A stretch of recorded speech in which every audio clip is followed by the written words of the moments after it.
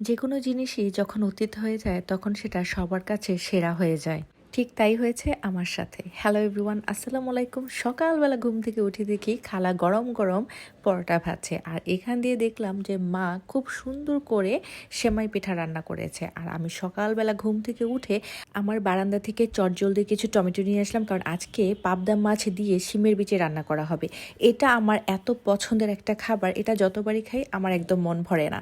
আর আজকে ঘরদোর সব কিছু সুন্দর করে পরিষ্কার করব, গুছাবো, কারণ আজকে আমি খুব মুডে আছি।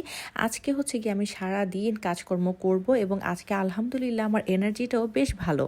দেখা যায় কোনোদিন কাজ করতে একদমই ভালো লাগে না, আর কোনোদিন কাজ করার মুডে চলে আসি। যত কাজ আছে মানে সারা বাসা একদম একদিনে সব কিছু উলট পালট করে একদম গোছানো শুরু করে দিই। আচ্ছা, আমার মতো এরকম কার কার এ ধরনের পাগলামি মাথায় চাপে বলেন তো? এই যে খালা কাজ করে দিয়ে যাওয়ার পর এগুলো ময়লা আমি নিজে বের করেছি খাটের নিচ থেকে।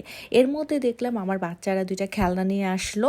এটাকে কি যেন নাম বলে, অ্যাকশন ফিগার। ওয়াও, জিনিসগুলো দেখতে আসলে অসম্ভব সুন্দর লাগছিল। বাচ্চাদের খেলনা আমার কেন যেন অনেক বেশি ভালো লাগে। আর আমার ছেলে মেয়ে যখনই কোনো খেলনা নিয়ে এসে দুজনে প্রথমে মারামারি করে। এটা আসলে খুবই স্বাভাবিক, তবে প্রথম প্রথম খুব বিরক্ত লাগতো, এখন এটাকে আমি একদম নর্মাল ভাবছি। যাই হোক, আনপ্যাকিং নিয়ে হয়ে গেছে দুজনের মধ্যে ছোটোখাটো একটা যুদ্ধ। কোনো রকমের দুটাকে সেট করে আজকে চলে আসলাম লালবাগ কেল্লায়।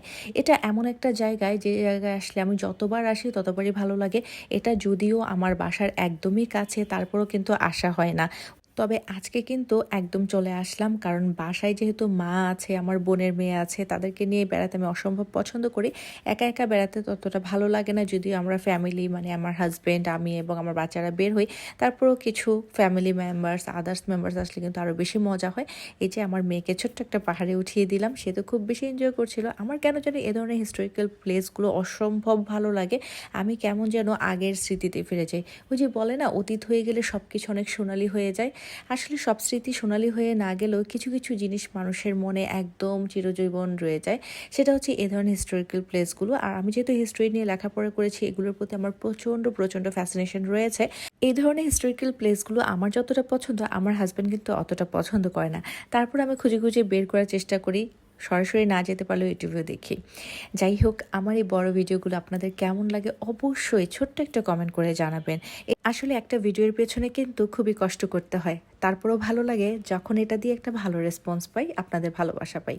তো আমার এই ভিডিওটা কেমন লাগলো সেটা আবারও বলছি, আমাকে জানাবেন। আর আজকের মতো বিদায় নিচ্ছি। আল্লাহ হাফিজ।